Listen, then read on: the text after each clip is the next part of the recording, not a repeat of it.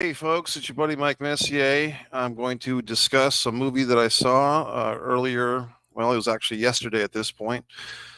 This was Thursday evening. I had a really nice seat for Ghostbusters Frozen Empire, is the subtitle. And God, so how many Ghostbusters movies have there been now? I think there was the original two. The original one was 84, 85, and then I think 89 was the sequel with Bobby Brown. I don't think there was another Ghostbusters movie of this Ghostbusters world until 2016 with a female cast. I still haven't seen that one. That one kind of was controversial. And then a couple of years ago, people got all excited November of 2021, I believe, because they had this kind of new storyline with this new family, and the old guys got trotted out towards the end. I remember seeing that one. I thought it was good, the one a few years ago. This one, I don't know. I kind of feel like I have big box office movie uh, weariness, I think is the word. I mean, Dune 2, kind of feel the same way about that one. These movies that put together all the elements, the big cast, the big stars, the big special effects, the big budget, the big release, playing on the big screen. I mean, I like going to the movies. This one I saw in the best screen around that I enjoy here where I live. Dolby Digital, huge screen, wonderful, comfortable seat. I had my pick of the seat that I wanted. I got my ticket, about 36 hours in advance because I wanted this specific seat. And but I got to tell you, I don't really feel like I enjoyed this movie terribly much. And if I had to put a couple of words on why I did not enjoy this movie, Paul Rudd. I think that's the guy's name, right? Is it Paul Rudd or is it Phil Rudd? The actor. He's been in a ton of stuff. I mean, he's a funny guy, but I feel like Paul Rudd is his actual name. He's been around forever. I think his first big movie was Clueless, 30 years ago.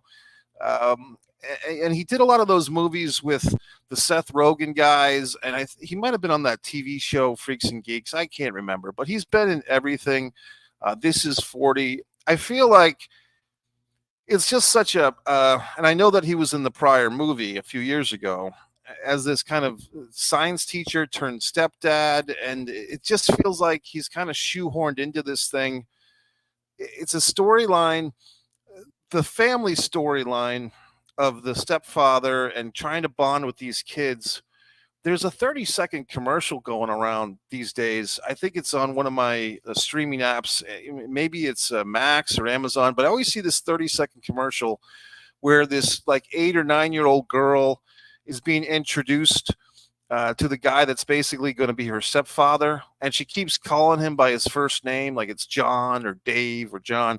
And then when we see the little girl get older and she becomes a fully mature woman, and then on her wedding day, she's in her wedding dress and she's about to say, thanks, John, to the stepfather. And then she says, thanks, Dad. And it actually is a really effective commercial because it kind of shows this step parent relationship growing in 30 seconds. And this fucking Ghostbusters movie tries to shoehorn that storyline into this over two movies. And I'm just not buying it. I just don't care. The other thing with that character, and I guess she's the central character, Phoebe. I mean, I don't know if other people are talking about this, but was this some type of attempt at a lesbian relationship between Phoebe, the daughter, and the fucking ghost? That's how it felt to me. I mean, it seemed like they weren't just friends. There was flirtation, which is fine. I mean, hey, why not? But it just seemed to me like if you're going to go there, then fucking push the envelope. I mean, I conked out a few times in this movie. So maybe, but did they kiss? I don't think they did. I mean, if Phoebe is going to explore her sexual identity, and if she's a ghost lover, let her be a ghost lover. Let her be a lesbian ghost lover. We don't need to pull the reins back on this thing. It felt like they were trying to tread somewhere, but then they pulled back. And then is it a commentary that the ghost doesn't really care that much about her? She's just using her. She's exploiting the young woman Phoebe's feelings in order to bring in this evil spirit. I don't know. It just seemed like they're going to some places. They're trying to cover all these fucking bases. Here's the social commentary. Here's the fucking, flag of acceptance for ghost lovers, young lady ghost lovers. I don't.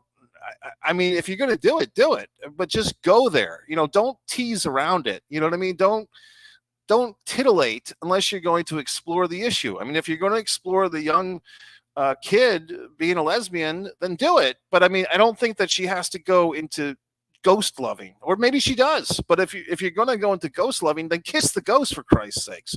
So I just felt like when you try to walk the fence with controversial topics or what could possibly be a controversial topic, don't walk the fence. Either go in or don't go.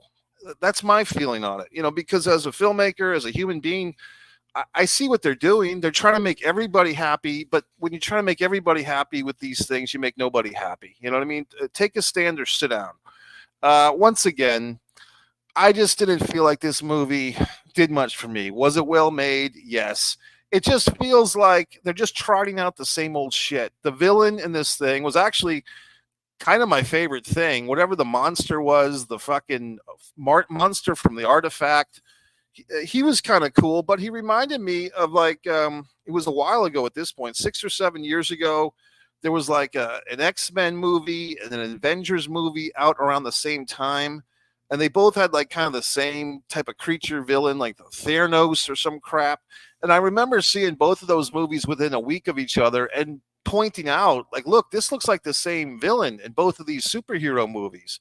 And they were both superhero movies that were like, the Justice League or the X-Men or all these assholes put together, because none of them are interesting enough to carry their own movie, apparently. What else?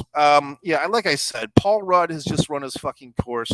I found it interesting that they put Bill Murray in this thing. In case you've been sleeping under a rock, Bill Murray is kind of a marginal Me Too type of guy. Like he Lucy Liu 20 years ago with the Charlie's Angels movies had issues, or Bill had issues, and Lucy was standing up to Bill Murray. There's another interview that I watched on YouTube, as a matter of fact, a few years ago, where Richard Dreyfuss, of all people, was talking about his experience working with Bill Murray on What About Bob? And he said that Bill Murray was like a real angry drunk, and Bill Murray threw an ashtray at Richard Dreyfuss's head. And Richard Dreyfuss ducked the ashtray, and they finished the movie together, but Richard Dreyfuss and Bill Murray haven't spoken since. And that was, 35 years ago? And basically, I've been hearing these little rumblings about Bill Murray. There was another project, I think, recently that had to be put on pause because of Bill Murray. But in any event, they trot him out here. I guess the filmmakers are kind of in a tough spot. If they want to keep this lineage of the original Ghostbusters, Harold Ramis, who was a big part of the original, he's no longer with us. So they got to squeeze these guys, these older guys that are still around. Annie Potts, I mean, she's fine, but she doesn't move the meter one way or the other. I would have liked to see them dust off the bones of Rick Moranis. I think he's still alive. I just don't think he does movies anymore. But, I mean, he was a big part of the first one. Sigourney Weaver, I think she's still ticking. It'd be nice to see her in these things. Maybe she's not wanting to be involved. But, I mean, if you're going to have the fucking Annie Potts, then where's Rick Moranis? Where's Sigourney Weaver? Dan Aykroyd is a good actor. I like Dan Aykroyd.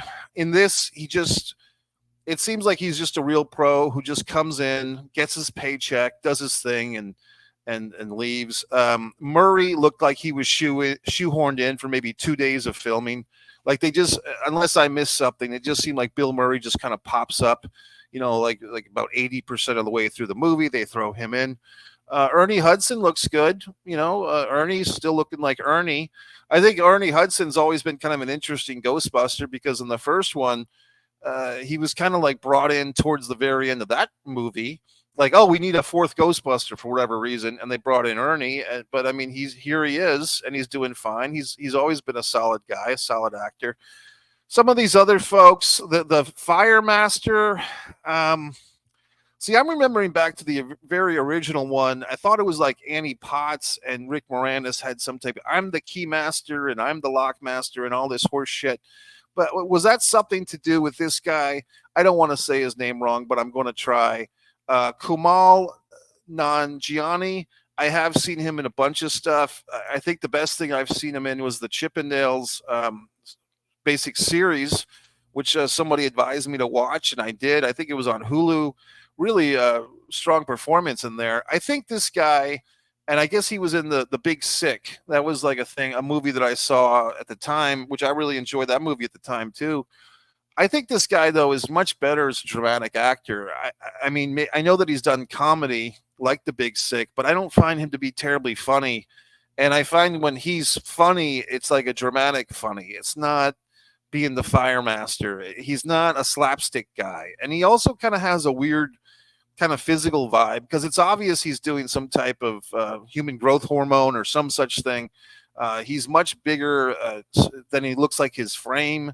And he's just kind of an odd shaped dude because it looks like he's got the Barry Bonds effect, like or the Mark McGuire effect. He's on some juice. So he's kind of a interesting guy. Who else was in this thing? I don't know. The other kid, I mean, the whole Spengler family. Are we supposed to care about this family? I mean, are we supposed to care about the mom and the fucking kids and Paul Rudd? I don't care. I mean, it doesn't interest me that you've got this family with this stepfather who's trying to get acceptance from the teenage kids. And I used to be your stepfather, but now I'm your dad. Well, who cares? Who gives a shit? Like I said, that 30-second commercial encapsulates that whole thing better than these movies. But yeah, Paul Rudd, I'm sick of him. He bores me. He's just the affable everyman fuck that we've seen and we're sick of. At least I'm sick of him. So I don't know what to tell you. I did zonk out. One thing that kind of pissed me off is that typically around here, the movies, there's like 20 minutes of fucking previews and commercials and Nicole Kidman and all this horse shit before the movie starts. Well, blessed be to me. I got into the theater 23 minutes late, which is really not my style. I like being there. I like coming in like halfway through the previews. That's kind of my like sweet spot, like coming in during the previews. No one has stolen my seat. But tonight I did get there and the movie was already started. I don't think that I missed something so vital and important because they were already kind of doing the bullshit, like the warm up, which I did like about this movie. They did what I call the moment before. Not just I call it, but people call it that. Like the moment before everything goes nuts. That was kind of dragging on, and I thought it was, a good moment before, and so on and so forth. I'm trying to think if there's anything else I can complain about this movie. I did like the monster at the end, but he did feel very similar to other monsters that I've seen. Like I said, the Theranos guy. How come all these monsters have like really ripped upper bodies? Like they're all these weird beings from another universe, yet they have big biceps and like a nice V shape at the top.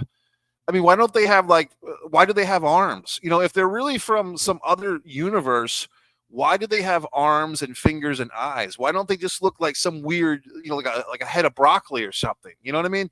It's whenever you have extraterrestrials in a movie, they still kind of look like people, don't they? Like they always have arms and legs and a face. But why can't they just be like a sheet of paper is the alien? You know what I mean? Like, why do they have these humanistic characteristics if they're really from some other place in the galaxy?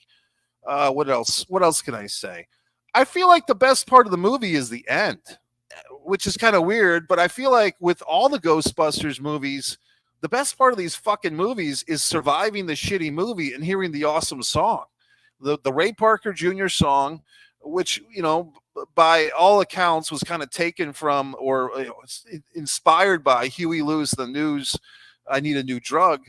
But if you listen to the song Ghostbusters, it puts a big goddamn smile on your face, and they're smart because they play the song at the end of the movie. So you kind of leave the theater, tapping your fucking toe, listening to that song, and then you want to see another one of these stupid movies because you hope that it gets better, but it doesn't. So I don't know, but that's my feeling. I'm going to do another review because guess what? I had a doubleheader, folks. I saw this movie. And then because of the time things going on in my life, I went to see Immaculate, a second movie. So guess what? Stand by, because in about a minute, I'm going to have another review. I hope that my audio is fine. I hope you can hear me and I'm not just screaming like an asshole for no reason. But I'm going to hang up now. However you're watching me, whether it's Facebook, Twitter, One Mike Messier, stand by, because you'll soon be seeing that I'm going to do another review of Immaculate. But this one, I don't know. I give it 2.5 just to be kind. I'm kind, but I'm not nice. MikeMessier.com. Go to my website, buy my books, do everything I say. Thanks.